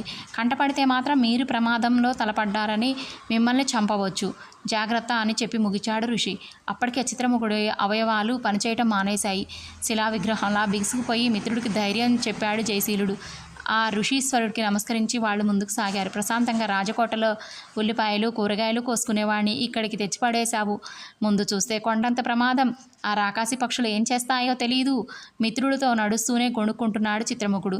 నువ్వు నా వెంట రావడం వల్లనే కదా కల్పవల్లి నిన్ను వరించింది. ఒక సామంత రాజ్యానికి రాజువు కాబోతున్నావు అంటూ గుర్తు చేశాడు జయశీలుడు. కల్పవల్లి మాటతో చిత్రముఖుడికి తిరిగి ఉత్సాహం వచ్చేసింది. ఆ చిన్నదాని గురించి ఎన్నిసార్లు విన్నా మళ్ళీ వినాలనిపిస్తుంది. ఆమె గుణగణాలు మళ్ళీ చెప్పవు అని అడిగాడు అర్థింపుగా. జయశీలుడు వివరంగా చెప్పాడు. తన్మయుడైన చిత్రముఖుడు, ఇంతకుముందు నేనన్న మాటలన్నీ పట్టించుకోకు. గండవేరుండ పక్షితో పాటు దాని తాత వచ్చినా వదిలిపెట్టద్దు. ఎలాగైనా సరే మనం వజ్రాల దీవికి చేరుకోవాల్సిందే అని మహాసూర్యుడిలాగా చెప్పాడు. సరిగ్గా ఋషి చెప్పిన సమయానికి ఆ భల్లూక పర్వతం మీద పాదపీఠాన్ని చేరుకున్నారు వాళ్ళు. పేరుకు తగ్గట్టే ఆ పర్వతం ఎలుగుబంటి ఆకారాన్ని పోలి ఉంది. మెల్లగా ఆ పర్వతం మీదకి సులువైన మార్గంలో ఎక్కుతూ సంధ్య చీకట్లు ముసురుకునే వేళకి పైకి చేరుకున్నారు. మిత్రులిద్దరూ తలలు పైకెత్తి చూస్తే ఆ మహావృక్షాల చిటారు కొమ్మలు కనిపించలేదు. జయశీల, ఇక్కడ మనం ఎంత సమయం వేచి ఉండాలి? ఆయాసం తీర్చుకుంటూ అడిగాడు. చెప్పలేము, ఈలోగా మనం చేయాల్సిన పనులు కొన్ని ఉన్నాయి అంటూ ముందుకు కదిలాడు జయశీలుడు. బలంగా ఉన్న కొన్ని పూల చెట్ల తీగలను పిడిబాకుతో కోశాడు. అవి ఎటు పడితే అటు వంగేలా చెట్ల ఆకులు పసరతో వాటిని సవరదీశాడు. ఆ పనుల్లో మిత్రుడికి సహకరించాడు చిత్రముఖుడు. ఆ తర్వాత ఇద్దరూ కలిసి కొన్ని చెట్ల ఫలాలను కోసుకొని ఓ చెట్టెక్కి కూర్చున్నాడు. ఆ రాత్రికి ఏ పక్షి అక్కడికి రాలేదు. మర్నాడు కొండ మీద పరిసరాల్లో చూస్తూ కాలం గడిపారు. 2వ రోజు తర్వాత వారి నిరీక్షణ ఫలించింది. వాళ్ళు ఊహించినట్టుగా ఒకసారిగా 10-12 గండవేరుండ పక్షులు తుఫాను గాలి మరిపించేలా ఎగిరి వచ్చి చెట్ల మీద వాలాయి. ఆ గాలి ఉధృతికే ఎగిరిపోతామేమోనని భయపడుతున్న చిత్రముఖుడు వాటి భారీ ఆకారాలు చూసి కళ్ళు తేలేశాడు. అతడి భుజం తట్టాడు జయశీలుడు. ఆ మహావృక్షాల కొమ్మలన్నీ ఒక్కసారిగా పూనకం వచ్చినట్టు ఊగిపోయాయి. విచిత్రంగా కెక్కిరుస్తూ కొంత సమయాన్ని ఆ తర్వాత ఆ రాకాసి పక్షులు నిద్రావస్థలోకి వెళ్ళిపోయాయి. అవి తరచుగా వచ్చే ఆ కొండ మీద చిన్న పక్షులు గూళ్ళు కట్టుకోవు, క్రూర మృగాలు నివసించవు. మరో గడియకాలం మిత్రులిద్దరూ మౌనంగా ఉన్నారు. ఆ తర్వాత చెట్ల ఫలాలు తిని మెల్లగా పడుకున్నారు. నడి రేయిలో చెట్లు దిగి మెల్లగా ముందుకు కదిలి ఓ మహావృక్షాన్ని చేరుకున్నారు. ఒకరి తర్వాత ఒకరు ఆ చెట్టు ఎక్కారు. విశాలమైన కొమ్మ మీద గండబేరుండ పక్షి కాళ్ళు 2 ఇనుప స్తంభాల్లా ఉన్నాయి. ఒక కాలుకి చిత్రముఖుణ్ణి పూల చెట్ల తీగలతో బిగించి కట్టేశాడు జయశీలుడు. మిత్రుడు చెప్పిన ధైర్యం రెండో కాలు తానే బంధించుకున్నాడు. తన చేతిలో ఉన్న చెట్ల ఫలాలను కొన్నిటిని జయశీలుడి వైపు విసిరేశాడు చిత్రముఖుడు. వాటిని గాలితోనే పట్టుకున్నాడు అతడు. గండబేరుండ పక్షి నుంచి వస్తున్న అదో రకమైన వాసన వాళ్ళని ఇబ్బంది పెడుతూ ఉంది. అయినా భరించక తప్పడం లేదు. ప్రాతకాలం కావస్తూ ఉండడంతో మిత్రులిద్దరూ తమ చేతుల్లోని ఫలాలను తిన్నారు. మళ్ళీ తినగలుగుతారో లేదోనని వాళ్ళకే తెలియదు. మరి ఇద్దరు సైగల ద్వారా హెచ్చరికలు చేసుకున్నారు. ఆ సమయంలో ఆ చెట్టు మీద గండబేరుండ పక్షి ఒక్కసారిగా గాలిలోకి లేచింది. రెక్కలు టపటపాలాడిస్తూ రివ్వున ఎగిరింది. ఇద్దరు నరమానవులు తన కాళ్లకు చుట్టుకున్నారు. తనతో పాటు ఎగురుతున్నప్పటికీ స్పృహ దానికి లేనేలేదు. దాని వెనుక ముందు మిగతా పక్షులు ఎగురుతున్నాయి. ఒకసారి చల్లటి గాలి సోకేసరికి తేలిగ్గా ఊపిరి పీల్చుకున్నారు వాళ్ళిద్దరూ. భయం వణుకు కాస్త తగ్గేసరికి చిత్రముఖుడు భూమి మీద దృష్టి సారించాడు. కొండలు, కోనలు, సెలయేర్లు, జలపాతాలు, జంతుజాలాలతో అలరారుతున్న ప్రకృతి అందాలకు పరవశించిపోతూ వాటిని జయశీలుడికి చూపించాడు. అలుపు లేకుండా ఆ రాకాసి పక్షులు అలా ఎగురుతూనే ఉన్నాయి. తమకి తెలియకుండా ఆ మిత్రులు నిద్రలోకి జారుకున్నారు. 2 గడియల తర్వాత మేల్కొని జయశీలుడు చిన్నగా అరిచి చిత్రముఖుడిని లేపాడు. దాదాపు సాయంకాలం కావస్తుంది. ఆ సమయానికి ఆ గండబేరుండ పక్షులు వజ్రాల దీవిని చేరుకున్నాయి. అవి చెట్ల మీద వాలిన వెంటనే మిత్రులు ఇద్దరు ఏమాత్రం ఆలస్యం చేయకుండా తమ వరల్లోని చురకత్తులు తీసి తాము బంధించుకున్న పూల తీగలను కోసేశారు. ఆ పక్షి తమను పసిగట్టకుండా మెల్లగా చెట్లల్లో దిగి చెట్ల పొదల్లో చాటు చేసుకొని అక్కడికి దూరంగా వెళ్ళిపోయారు. తామిద్దరూ వజ్రాల దీవిలో ఉన్నామని అనుకోగానే వాళ్ళకి చాలా ఆశ్చర్యం వేసింది. తన తండ్రి తిరిగి మామూలు మనిషిలా మారుతున్నందుకు ఆనందంగా ఉన్నాడు జయశీలుడు. వెనక నుంచి సముద్రపు అలల హోరును వింటూ ముందుకు అడుగులేశారు. అల్లిబిల్లిగా అల్లుకున్న పూపొదల్లో పెద్ద పెద్ద చెట్లతో ఆ పరిసర ప్రాంతం అంతా కూడా నయనానందకరంగా కనిపిస్తుంది. సమీపంలో ఉన్న సరస్సుల్లో హంసలు ఈదుతున్నట్లు, పూపొదల్లో నెమళ్ళు పురివిప్పి నాట్యం చేస్తున్నట్టున్నాయి. రంగురంగుల పక్షులు చెట్ల కొమ్మల మీద కూర్చొని కోకోలాడుతున్నాయి.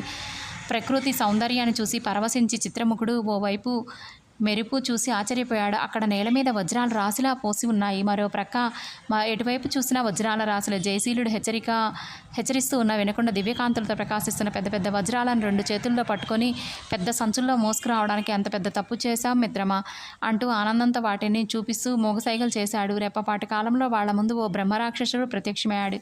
వాడు వికటాటహాసం వినేసరికి చిత్రముఖుడి చేతుల్లో వజ్రాలు జారి కింద పడిపోతున్నాయి. గబగబా వణుకుతూ నువ్వు యక్షుడివా అని అడిగాడు. కాదు, బ్రహ్మరాక్షసుణ్ణి. వజ్రాలు తీసుకున్నావు కాబట్టి నా ప్రశ్నలకు సమాధానం చెప్పు, లేకపోతే నీ తల 1000 ముక్కలవుతుంది అంటూ బొమ్మల్లా కనిపిస్తున్న వాళ్ళ వైపు చురుగ్గా చూశాడు. వజ్రాలు కిందికి వదిలేశాను కదా, తీశావు కాబట్టి సమాధానం చెప్పాల్సిందే. ఎలాగో ధైర్యం చేసి చిత్రముఖుడు అయితే అడుగు అన్నాడు. మనిషి జీవితంలో కావాల్సిందేంటి అని గంభీరంగా అడిగాడు బ్రహ్మరాక్షసుడు. తిండి, బట్ట, నీడ అని టక్కుని చెప్పాడు చిత్రముఖుడు. బ్రహ్మరాక్షసుడు తల అడ్డంగా ఊపేసరికి అతడు గజగజా వణికిపోయాడు. సమాధానం నేను చెప్పవచ్చా అన్నాడు జయశీలుడు. అడిగితే వాడు తల ఊగించాడు. మనిషి జీవితకాలంలో కావాల్సింది ధ్యేయం అన్నాడు జయశీలుడు. చెప్పేసరికి వాడు మెచ్చుకోలుగా చూశాడు. ఈ ద్వీపం నిండా ఉన్న వజ్రాలు మనిషికి తృప్తినిస్తాయా అని రెండో ప్రశ్న సంధించాడు. ఇవ్వవు. కష్టపడి సంపాదించిన దాంతో కడుపుకింత అన్నం తినడంలో ఉన్న తృప్తి ఉంటుంది అంటూ పిడికిలిని చూపించాడు జయశీలుడు. మానవ జన్మ ఎత్తినవాడు ఎలా ఉండాలి? దైవానికి ప్రతిరూపంలాగా జీవించిన వాడే అసలే మానవుడు. కనురెప్పపాట్లో ఆ బ్రహ్మరాక్షసుడు మోకాళ్ళ మీదికి వరి జయశీలుడికి చేతులెత్తి నమస్కారం చేశాడు.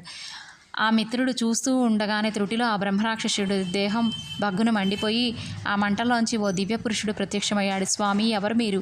మీ దివ్య తేజస్సుతో ప్రకాశిస్తున్న ఆయనకు నమస్కరించాడు జయశీలుడు. మానవలోకానికి దూరంగా అతీతంగా సుందరంగా ఉన్న ఈ ద్వీపానికి యక్ష, గంధర్వ, కిన్నెర, కింపురుషాదులు, ఇంద్రలోకాదివాసులు తమ విహారానికి ఈ ప్రాంతాన్ని ఎంచుకున్నారు. చీకట్లో కూడా వెలుగులు ప్రసారించడానికే ఈ దివ్యమణులు ఇక్కడ సృష్టించారు. మానవ మాత్రలో చేరుకోలేని దివ్య ప్రదేశం ఇది. ఒకవేళ ఎవరైనా కష్టాలకు వచ్చి చేరుకున్నా తమ ప్రాణాలతో తిరిగి వెళ్ళలేరు. నేను ఓ గంధర్వుణ్ణి.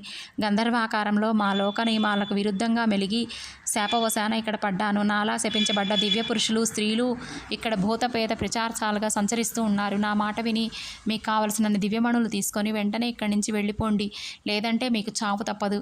నా శాపం తొలగించిన మీకు నేను మేలు చేయాలని ఇలా చెప్తున్నాను అని విషయం చెప్పాడు గంధర్వుడు. ఇంత శ్రమ కూర్చి ఇంత దూరం వచ్చింది మణిమాణిక్యాలు సంపదల కోసం కాదు స్వామి. నా తండ్రి అచేతనావస్థలోనే మంచం పట్టి ఉన్నాడు. ఆయన్ని పునర్జీవితుడిని చేయటానికి సంజీవని గంధి అనే మూలిక కోసం ఇక్కడికి వచ్చాను. అది దొరికే మార్గం ఏదైనా ఉంటే సెలవీయండి మహాశయ అని చెప్పాడు జయశీలుడు. నీ సంకల్పం మంచిదే నాయన, కానీ ఆ వనమూలిక ఈ ద్వీపంలో ఏ మూల ఉందో నేను చెప్పలేను. అయితే నీకు ఒక సహాయం చేస్తాను అంటూ అరచెయ్యి ముందుకు చాచాడు. ఆ మిత్రులు చూస్తూ ఉండగా త్రుటిలో ఆయన చేతిలో ఓ అంగుళీకం ప్రత్యక్షమైంది. నాయన, దీని మహిమల వల్ల నీవు సంజీవని గంధి దొరికే చోటుకు నీకు మాత్రమే కనిపిస్తుంది. అప్పటి వరకు ఈ ఉంగరాన్ని నీ వేలు నుంచి తీమాకు అని గంధర్వుడు చెప్పగానే ఆయనకు నమస్కరించి ఆ ఉంగరం తీసుకొని వేలుకు ధరించాడు జయశీలుడు. మరో ముఖ్యమైన విషయం, నీలం రంగు వృక్షాలకున్న ఫలాలను మాత్రం తినమాకండి, ప్రమాదం. తింటే ఏం జరుగుతుంది అని ప్రశ్నించాడు చిత్రముఖుడు. కోతులుగానో జింకలుగానో మారిపోతారు. ఆ మాట వినగానే చిత్రముఖుడు అదిరిపడి 2 అడుగులు వెనక్కి వేశాడు. గర్వం నాశనాన్ని కొనితెస్తుంది. 100 గొడ్లను తిన్న రాబందు ఒక గాలిపెట్టు కూలిపోతుంది. ఈ నిజాన్ని గ్రహించలేక కర్మను అనుభవించాను. నాకు శాప విమోచనం కలిగింది. ఇక మా లోకాలకు వెళ్ళిపోతున్నాను. మీకు శుభం కలుగుతుంది అని ఆ మిత్రులను దీవించి మాయమైపోయాడు. అప్పటికే చీకట్ల ముసురుకోవడంతో ఓ పెద్ద చెట్టు మీదకి ఎక్కి కూర్చున్నారు. గుత్తులుగా వేలాడుతున్న చెట్ల ఫలాలను గుచ్చి చూశారు చిత్రముఖుడు. అవి మట్టి రంగులో కనిపించేసరికి ఓ పండు కోస్తున్న, అబ్బా మిత్రమా, దీని మాధుర్యం మాటల్లో చెప్పలేని, తించూడు అని 4 ఫలాలు జయశీలుడికి ఇచ్చాడు. ఉదయమే చెట్టు దిగి కాలకృత్యాలు తీర్చుకొని మిత్రులు నడక సాగించారు. ఎత్తు నుంచి పడుతున్న జలపాత దృశ్యాలు, వంపులు తిరుగుతున్న పారుతున్న సెలయేళ్లు చూస్తుంటే వాళ్ళకి తన్మయత్వం కలుగుతుంది. బండరాళ్ల ప్రక్క నుంచి కనిపించినటువంటి సన్నటి కాలిబాటలో వెళ్ళారు. దారికి ఇరువైపులా కూడా అడవి తీగలతో అల్లిబిల్లిగా అల్లుకొని పొదలతో చిన్నపాటి చెట్లతో అందంగా ఉంది ఆ ప్రాంతం. 2 గడియల్లో వాళ్ళు ఒక విచిత్రమైనటువంటి ప్రదేశానికి వెళ్ళారు. అది విని ఎరగనటువంటి సౌందర్యమంతా కూడా అక్కడే కుప్పను పోసినట్టుగా ఉందా అన్నట్టు అనిపించింది. ఎటు చూసినా రంగురంగుల పువ్వులు, చలవరాతి పందిళ్ళు, వాటి మధ్యలో చిన్న కొలను ఉంది. గంధర్వుడు చెప్పింది చూస్తే దివ్యకాంతులు ఇక్కడ ఎక్కువగా సంచరిస్తున్నాయా అనిపిస్తుంది అన్నాడు జయశీలుడు. నేను అదే అనుకుంటున్నాను. ఈ దివ్యకాంతులు కాంతలు వస్తారేమో, ఎదురు చూద్దామా అని అడిగాడు చిత్రముఖుడు. అది మన పని కాదు, పద మనం వెళ్దాం అంటూ ముందుకు కదిలాడు అతడు. చిత్రముఖుడికి ఆ గడియలో కల్పవల్లి జ్ఞాపకం వచ్చింది. సంజీవని గంధి ఏ చెట్టులో నిక్షిప్తమై ఉందో తెలియక ప్రతి చెట్టుని జాగ్రత్తగా గమనిస్తున్న జయశీలుడు మిత్రుడు పిలుపుతో తలతిప్పి చూశాడు. జయశీల, కల్పవల్లిని తలుచుకుంటూ ఉంటే నాకు కాలమే తెలియట్లేదు అన్నాడు ఆనందంగా. జయశీలుడు నవ్వి, తలుచుకో, మంచిదే కదా. ఈసారి ఏ కిన్నెరలో కింపురుషులో కనిపిస్తే దివ్యదర్శి కావాలని అడుగు. కల్పవల్లిని చూస్తూ ఇక్కడే ఉందు గాని. చాలేవయ్యా బాబు, నీకెప్పుడు వేళాకోవడమే అంటూ అక్కడ ఉన్న చెట్ల ఫలాలు కోసి అందులో పెద్ద ఆకులు వేసి తెచ్చాడు చిత్రముఖుడు. ఇద్దరూ ఆ చెట్ల నీళ్ళలో కూర్చొని ఫలాలు తిన్నారు. అదే గడియలో అక్కడికి ఒక జింక వచ్చింది. వాళ్ళని చూసి ఏమాత్రం భయపడకుండా, మీరు తినగా మిగిలినవి నేను తినొచ్చా అని మర్యాదగా అడిగేసరి చిత్రముఖుడు ఆశ్చర్యంతో నోరు తెరుచుకొని పొండిపోయాడు. జయశీలుడు ఆ ఫలాలను జింక నోటికి అందించాడు. కనురెప్పపాట్లో అదొక అద్భుతం జరిగింది. ఆ ఫలాలను తింటున్న జింక మధ్య వయస్కుడైన ఓ రాజప్రముఖుడిగా మారిపోయింది. ఆయన ధరించి ఉన్న విలువైన దుస్తుల్ని బట్టి ఆ విషయం కనిపెట్టారు ఆ మిత్రులు. వాళ్ళు అడగకముందే ఆయన తనను తాను పరిచయం చేసుకున్నాడు. నా పేరు సూరసేనుడు, నికుంభ రాజ్యాధీశుణ్ణి అని చెప్పగానే వాళ్ళిద్దరూ ఆశ్చర్యపోయాడు. చిత్రముఖుడు నా ఆనందానికి అంతులు లేకుండా పోయాయి. వెతకబోయిన తీగ తన మిత్రుడికి ఇంకా దొరకలేదు, కానీ తనకు దొరికింది అనుకున్నాడు. మీరు వేటకై అడవికి వెళ్ళారని అన్నాడు చిత్రముఖుడు. నేను మీకు తెలుసా? మరింత ఆశ్చర్యంగా అడిగాడు సూరసేనుడు. జయశీలుడు తాము విన్నది, తన ప్రయాణం సంగతి అంతా చెప్పాడు. నా మిత్రుడే మీకు కాబోయే అల్లుడు అని చిత్రముఖుడిని చూపించాడు. తనని పరిచయం అలాంటి పరిస్థితిలో జరుగుతుందని విచిత్రంగా అనిపించిన సిగ్గుతో ముసిముసిగా నవ్వుకున్నాడు చిత్రముఖుడు. అతడు నాకు నచ్చలేదు నిష్కర్షగా చేసేశాడు సూరసేనుడు. మీకు నచ్చినా నచ్చకపోయినా ఇతడే మీ అల్లుడు, మీ అమ్మాయి కల్పవల్లిని వరించిన వీరుడు నా మిత్రుడు గంభీరంగా చెప్పాడు. తన గురించి అంత గొప్పగా చెప్పిన జయశీలుడి వైపు ఆత్మీయాభిమానంతో చూశాడు చిత్రముఖుడు. మీరు నిశ్చయించుకుంటే ఇక నేనెందుకు, కాస్త కోపంగానే అన్నాడు సూరసేనుడు. మరి అంత కోపం అయితే ఎలాగ మామగారు అని చిత్రముఖుడు సముదాయింపుగా అనేసరికి చురచురలాడుతూ చూశాడు ఆయన. మీ శాప విమోచనానికి పరోక్షంగా నా మిత్రుడే కదా కారకుడు. నాకు ఆకలి లేకపోయినా అతడి కోసం ఆగాను. నా మిత్రుడు తెచ్చిన ఫలాల్లో దాగి ఉన్న దివ్య ఫలమేదో మీ నిజస్వరూపాన్ని ప్రసాదించింది. అందువల్ల అతన్ని మీరు అల్లుడుగా చేసుకోవడం మీ అదృష్టం, పూర్వజన్మ సుకృతం అన్నాడు. జయశీలుడి వైపు కోపంగా చూశారు ఆయన. ఇంతకీ మీరు ఈ ద్వీపానికి ఎలా వచ్చారు అని అడిగాడు చిత్రముఖుడు. అడవిలో క్రూర జంతువులను వేటాడుతూ దారి తప్పిపోయి ఓ మైదాన ప్రదేశానికి వచ్చాను. నా వెంట వచ్చిన సైనికులు మరే దారిన వెళ్ళిపోయారు. ఎటేళ్లాలో తెలియక దిక్కులు చూస్తూ ఉండగా త్రుటిలో ఓ సుడిగాలి వచ్చి నన్ను చుట్టుముట్టి అమాంతంగా నన్ను తీసుకొచ్చి పడేసింది. స్పృహ వచ్చి చూస్తే పచ్చగడ్డి పాన్పై పడి ఉన్నాను. అప్పుడు చూస్తే బాగా ఆకలేసింది. ఇంకేమీ ఆలోచించకుండా ఇక్కడ సమీపంలో కనిపించిన నీలం రంగు చెట్టు ఫలాలను కోసుకొని తిన్నాను. అంతే త్రుటిలో జింకగా మారిపోయి ఇక్కడే ఉండిపోయాను. పూర్వజన్మ స్మృతి పోయింది. కరువు తీరా మాట్లాడే మనిషి జాడలేక నాలో నేనే మాట్లాడుకుంటూ లేత చిగుళ్ళు మొక్కలు ఈ గాలిలో దీవిలో తిరుగుతూ తింటున్నాను అని చెప్పాడు సూరసేనుడు. విధి వైపరీత్యం అంటే ఇదేనేమో. ఎక్కడ నికుంభదేశము, ఎక్కడ వజ్రాల దేవి, కర్మ ఎంత గొప్పగా తప్పించుకోలేరు అన్నాడు జయశీలుడు. కర్మ అంటే ఒప్పుకుంటాను కానీ శాప విమోచనం అంటే ఒప్పుకోను. దానికి దీనికి పెద్ద తేడా ఏమీ లేదు. మనం చాలా దూరం ప్రయాణించాల్సి ఉంది. ఇప్పటికి ఆలస్యమైంది, ఇంక బయలుదేరదాం అన్నాడు జయశీలుడు. నేను మీ వెంట రాను, మీరు వెళ్ళండి అన్నాడు సూరసేనుడు కాస్త బింకంగా. అయితే మీ ఇష్టం, చీకటి పడితే ఈ దీవిలో భూతపేత పిచాసాలు తిరుగుతుంటాయని మాకు గంధర్వుడు చెప్పాడు. అతడు చెప్పేసరికి కలవరం చూసి ఆయన మాట్లాడకుండా వాళ్ళ వెంట ప్రయాణానికి సిద్ధమయ్యాడు. పర్లేదు, ధైర్యంలో మీరు మా మిత్రుడికి ఎదురొస్తారు అని జయశీలుడు నవ్వేసరికి పొగతో అనుకొని పొంగిపోయాడు సూరసేనుడు. చిత్రముఖుడు గుంభరంగా నవ్వుకున్నాడు. చీకటి పడింది, ఇంకా మన ప్రయాణం ఆపుదామని జయశీల అని అడిగాడు సూరసేన మహారాజు. అక్కడ చెట్ల దట్టంగా ఉన్నాయి, తాము విశ్రమించడానికి అనుకూలంగా ఉంటుందని ఓ చెట్టు చూపించాడు చిత్రముఖుడు. ఆ ముగ్గురు చెట్లెక్కి ఎదురెదురు కొమ్మల మీద కూర్చున్నారు. ఆ చెట్లకు పెద్ద ఫలాలు వేలాడుతున్నాయి. ఓ పండు తుంచి తినడానికి ప్రారంభించిన చిత్రముఖుడు, ఇలాంటి మధురమైన ఫలాన్ని నా జీవితంలో తినలేదు. మధురసం కూడా వీటితోనే ఉంటుంది. ఆకలితో పాటు దాహార్తి తీర్చే ఫలాలు. అందుకే దేవలోక వాసులు ఇలాంటి ప్రదేశాన్ని తమ విహార స్థలంగా ఎంచుకున్నారన్నాడు. జయశీలుడు తల ఊపి ఒక ఫలాన్ని తుంచి తినగా వాళ్ళిద్దరికీ ఎలాంటి హాని జరగలేదనే నమ్మకం కుదిరిన తర్వాత సూరసేనుడు కొమ్మ నుంచి ఓ పండు తుంచి తింటూనే, నిజమే చిత్రముఖ, ఈ విత్తనాలు మన రాజ్యాన్ని తీసుకుపోతే ఎలా ఉంటుందంటావు అని ప్రశ్నించాడు. నన్ను మీ అల్లుడుగా అంగీకరించారో లేదో చెబితే మీ ప్రశ్నకు సమాధానం చెప్తా అన్నాడు అతను. అనేసరికి ఆయన మాట్లాడకుండా మౌనం వహించాడు. జయశీలుడు చిన్నగా నవ్వుకున్నాడు. వాళ్ళ ఆకలి తీరింది. ఆ కబుర్లు ఈ కబుర్లు చెప్పుకుంటూ ఉండగానే బాగా చీకటి పడింది. గూళ్ళకు చేరిన పక్షులు కూడా కోకోలాడడం మానేశాయి. ద్వీపమంతా పచ్చని వెన్నెల్లా పరుచుకునుంది. సరిగ్గా అప్పుడే వాళ్ళున్న చెట్టుకు పూనకం వచ్చినట్టు ఒక్కసారి ఊగిపోయింది. కొమ్మ నుంచి పట్టు తప్పి కింద పడబోయిన సూరసేనుని గట్టిగా పట్టుకుని పైకి లాగాడు జయశీలుడు. అప్పటికే అది భూతాల పని అని గ్రహించిన చిత్రముఖుడు తను కూర్చున్న కొమ్మను బిగించి పట్టుకుని గజగజా వణికిపోతున్నాడు. వాళ్ళకెదురుగా ఉన్న విశాలమైన కొమ్మ మీద 4 భూతాలు ప్రత్యక్షమయ్యి తెల్లటి రూపాలతో, చింతనిప్పుల్లాంటి కళ్ళతో తీవ్రంగా చూస్తూ, ఎవర్రా అది, మా నివాసంలోకి చొరబడ్డారు, మీ గుండెలు చీల్చి రక్తం తాగుతామంటూ వికటాట్టహాసాలు చేస్తున్నాయి కొమ్మల మీద అదే పనిగా గెంతుతూ. సూరసేనుడు భయంతో భూ భూ అంటూ జయశీలుడిని వాటేసుకున్నాడు. అతనికి ధైర్యం చెప్పి అతడు వరలో నుంచి ఖడ్గం దూశాడు. ఆ భూతాల మీద దాన్ని జుడిపించడానికి అనేసరికి 5 రుట్లో మాయమైపోయాయి. ఇంకా భయం లేదు అని అతడు చెబుతుండగానే ఆ భూతాలు 4 కలిసి మరో 10 భూతాలను వెంట పెట్టుకొని వచ్చాయి. చెట్ల ముందుకు వచ్చి గాలిలో తేలిపోతున్న భూతాలను ముందు వరుసలో ఉన్న నాయకం భూత భీకరంగా గర్జించి, ఎవర్రా అది, మా భూతం పిల్లల నివాసాన్ని ఆక్రమించారు, నరమాదములారా, ఎవరు మీరు అంది. జయశీలుడు మాట్లాడలేదు. చెట్టుపై నుంచి ఒక ఉదుటును కిందకు దూకి చేతిలో ఖడ్గాన్ని గిర్రును తిప్పుతూ వీరంగా వాడాడు. అతడు కత్తి తిప్పే తీరును చూసి బెంబేలెత్తి లబలబలాడుతూ త్రుట్లో మాయమైపోయాయి. అందుకే వాటికి బుద్ధి లేని భూతాలు అంటారు. పిరికి వాళ్ళని భయపెట్టాలని చూస్తాయి, ధైర్యవంతులు చూస్తే పారిపోతాయి. ఆ భూతాలన్నీ ఎదురుగా ఉన్న చెట్టు మీదకి వెళ్ళి దాన్ని అదే పనిగా ఊపసాగాయి.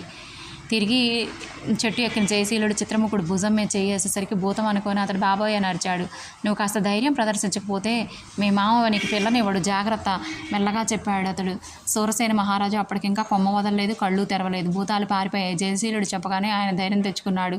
కొన్ని చెట్ల మీద నివాసం ఉన్న దయ్యాలు పిశాచాలు కోలాహలంగా గాల్లో తిరుగుతున్నాయి. ఇక్కడంతా దిక్కుమాలిన దయ్యాలు ఎక్కువ అనుకుంటా. ఏదో ఒక మాట మాట్లాడితే కానీ ధైర్యంగా ఉండదని అన్నాడు సూరసేనుడు. వాటికి ఈ ద్వీపానికి స్వేచ్ఛా ప్రపంచం, మనం వచ్చి వాటి స్వేచ్ఛకు భంగం కలిగిస్తున్నాం అన్నాడు జయశీలుడు. ఆ రాత్రి అతడు ప్రశాంతంగా నిద్రపోయాడు. కానీ మామ అల్లుళ్లకు నిద్ర కరువైంది. భూతాలు తమ మీదకు దాడి చేస్తాయేమని జయశీలుడిని నిద్రలేపడానికి సిద్ధంగా ఉండి కబుర్లతో కాలక్షేపం చేశారు. అలా వారి మధ్య స్నేహం చిగురించింది. తెల్లవారుజామున త్వరగా లేచి తిరుగు ప్రయాణం కొనసాగించారు. వాళ్ళ ముగ్గురు. దారి పొడుగున రాసులు రాసులుగా పోసిన కనిపిస్తున్న వజ్రాల్లో తమ కంటికి నచ్చిన వాటిని ఏరుకుంటున్నాడు సూరసేనుడు. చిత్రముఖుడు ధనాశకు రాజు పేద అనే తారతమ్యం లేదు, ఎక్కడ వారైనా ఒకటే అనుకున్నాడు జయశీలుడు. ఒక్క వజ్రాన్నైనా ముట్టుకోలేదు పాపం. వజ్రాలకు కాపు కాసిన బ్రహ్మరాక్షసుడికి ఎవడైతే శాప విముక్తి కలిగిన గంధర్వుల్లా మారిపోయాడో అప్పటికి వాటికున్న మాయ తొలగిపోయింది. స్వేచ్ఛగా ఎవరైనా వాటిని తీసుకోవచ్చు.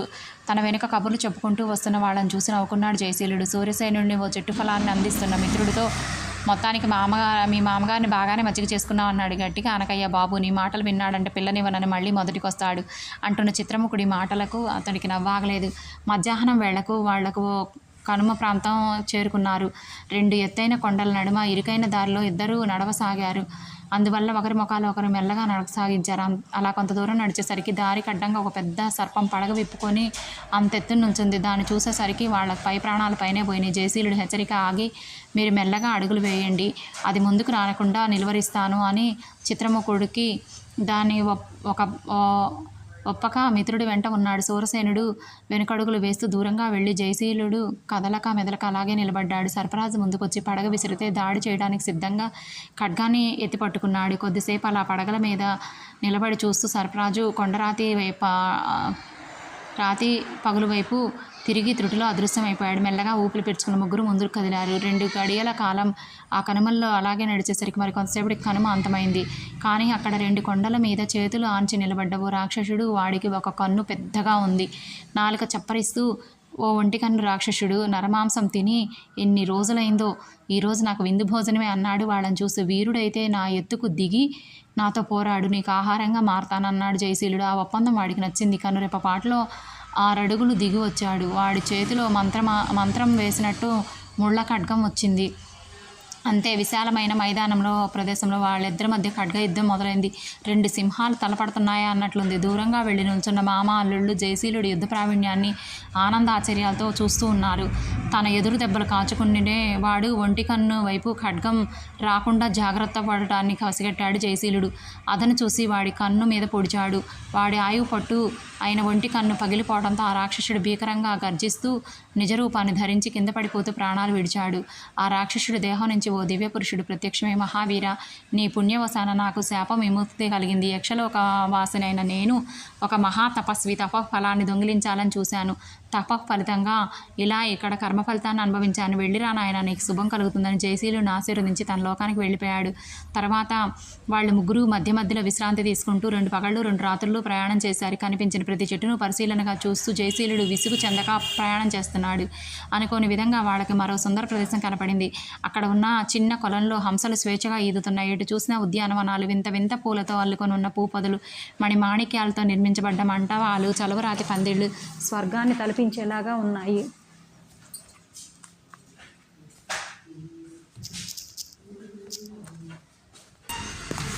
మణిమాణిక్యాలతో నిర్మించబడిన మంటపాలు, చలవరాతి పందిళ్ళు స్వర్గాన్ని తలపించేలా ఉన్నాయి. అపూర్వమైన ఆ మణులు అక్కడ వింత కాంతుల్ని వెదజల్లుతున్నాయి. గుప్పున సోకుతున్న వింత పూల పరిమళాలను మనసుకు మత్తెక్కిస్తున్నాయి. ఆ ప్రదేశాన్ని దాటి ముందుకు సాగిపోతూ ఉండగా సూరసేనుడు ఆశ్చర్యంలోంచి తేరుకొని, దివ్యలోకవాసులు ఈ ప్రాంతాన్ని తమ విహార స్థలాలుగా ఎందుకు ఎంచుకున్నారో అని సందేహంగా అడిగాడు. ఎత్తైన ప్రదేశంలో ఉంది, మానవ మాత్రలు అడుగు పెట్టలేనంత దూరంలో ఉంది కాబట్టి తమ సంచారానికి అనుకూలంగా ఉంటుంది అని ఎంచుకొని ఉంటారు అని జయశీలుడు అన్నాడు. ఇంతకీ నువ్వు వెతుకుతున్న ఆ మూలిక ఎక్కడుందో అన్నాడు సూరసేనుడు. అది దొరికితే అంతకంటే ఆనందం మరొకటి లేదు మహారాజా అన్నాడు జయశీలుడు. జవాబు చెప్తూ ఉండగానే కనుచూపు దూరంలో ఉన్న ఒక మహావృక్షాన్ని చుట్టూ అల్లుకొని ఉన్న ఒక దివ్యమైన కాంతి కనపడేసరికి అతడు అక్కడ ఆగిపోయాడు. జయశీలుడు కళ్ళు ఒక్కసారిగా విప్పార్చుకొని అతడి శరీరం సన్నగా కంపించసాగింది. ఆనందం పట్టలేక అతడి మాట పెగలట్లం లేదు. ఏం జరిగింది మిత్రమా? ఆతృతగా అడిగాడు చిత్రముఖుడు. చూపుడు వేలుతో ఒక వృక్షం వైపు చూపించాడు జయశీలుడు. అది మామూలు చెట్టే కదా అన్నాడు. గంధర్వుడు ఇచ్చిన ఉంగరం మహిమ వల్ల నేను వెతుకుతున్న సంజీవిని గంధి దాచుకున్న చెట్టు ఇదేనని గ్రహించాను. ఆ వృక్షం చుట్టూ ప్రకాశిస్తున్న వింతకాంతి నా ఒక్కడికే తెలుస్తుందని చెప్పాడు జయశీలుడు. ఆ మాటలతో చిత్రముఖుడు, సూరసేనుడు చాలా సంతోషించారు. అడుగులు వేగంగా వేశాడు జయశీలుడు. వాళ్ళు ఆ వృక్షాన్ని సమీపిస్తూ ఉండడంతో ఒక విచిత్రం జరిగింది. ఓ జింకల మంద అటుగా వచ్చింది. ఆ చెట్టుపై నుంచి 2 కొమ్మలు కిందికి వంగి మోటుగా ఉన్న ఒక బ్రహ్మరాక్షసి చేతులుగా మారిపోయాయి. ఆ 2 చేతులు ముందుకు వచ్చి 2 జింకలను గబాల్నే పట్టుకొని కనురెప్పపాటులో చెట్టు మొదట్లో మధ్య భాగాన పెద్ద నోరు తెరుచుకొని ఉండడంతో ఆ 2 జింకలు నోట్లోకి వెళ్ళిపోయాయి. త్రుటిలో జరిగిపోయింది ఇదంతా కూడా. అమ్మో, ఈ చెట్టును ఏదో బ్రహ్మరాక్షసి ఆశ్రయించి ఉంది మిత్రమా, ఇప్పుడు ఎట్లా అన్నాడు చిత్రముఖుడు. సరిగ్గా అప్పుడే ఆ చెట్టు వేర్లల్లో కలిసిపోయి అల్లిబిల్లిగా అల్లుకుపోయి ఉన్న ఒక బంగారు వర్ణంలో మెరుస్తూ జయశీలుడు కంటపడింది. కనిపించింది చిత్రముఖ, సంజీవిని గంధి వేరు కనిపించింది.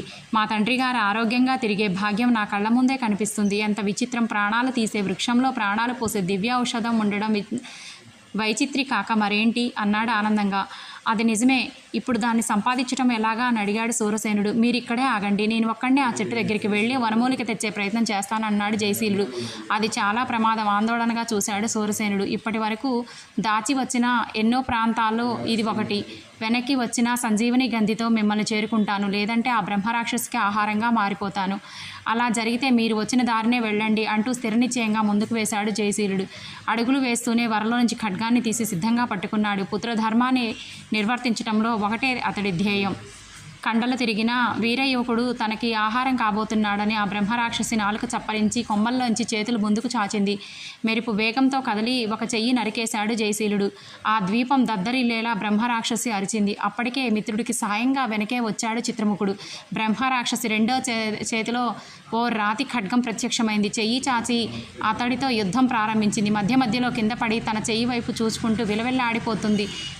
నరాధమా, నా హస్తాన్ని ఖండిస్తావా? చూడు, నేను నీ హస్తాన్ని కూడా ఖండిస్తాను అనే ఆ మాటలు వృక్షంలోంచి వినిపించాయి. ఆ మాటల ద్వారానే దాని ప్రాణరహస్యం తెలుసుకోవాలని తలచాడు చిత్రముఖుడు.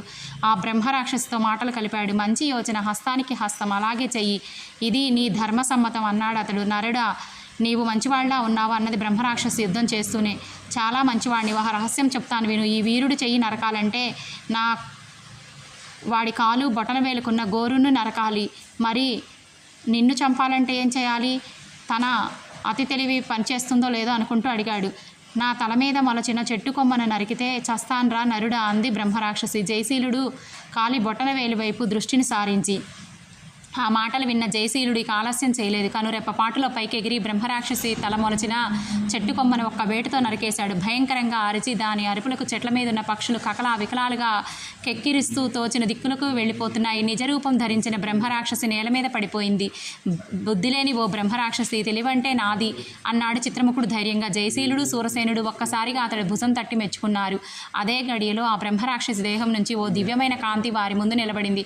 మహావీరా, నీ ఖడ్గస్పర్శతో యక్షకన్యనైన నాకు శాపం నేడుతో తీరిపోయింది. నీ ఆంతర్యం గ్రహించాను. ముందు నీకు కావలసిన దివ్యమూలికను తీసుకో అంది ఆమె. జయశీలుడు వరలో నుంచి చురకత్తిని తీసి బంగారు వర్ణంలో మెరుస్తున్న సంజీవిని గంధి వేరుని కత్తిరించుకొని దాన్ని చిన్న వస్త్రంలో చుట్టి భద్రంగా అంగీలో దాచుకున్నాడు. నేను నీకు చేయదగిన సహాయం ఉంటే సెలవీయవా అని అడిగింది యక్షకన్య. మా ముగ్గురిని మా దేశాలకు త్వరితగతిన చేర్చగలవా అని అడిగాడు జయశీలుడు. యక్షకన్య తనకు కుడి చెయ్యిని గాలిలోకి కదిలించి త్రుటిలో వాళ్ల ముందు ఒక హంసవాహనం ప్రత్యక్షమైంది. అది పుష్పక విమానం లాంటిది. ఎంతమంది ఎక్కినా కూడా ఇంకా ఒకరికి చోటు ఉంటుంది. మీరు దీన్ని సంతోషంగా ఎక్కి మీ దేశాలకు వెళ్ళండి, సంకల్ప సిద్ధిరస్తు అంటూ వారిని దీవించింది. ఆ యక్షకన్య మాయమైపోయింది.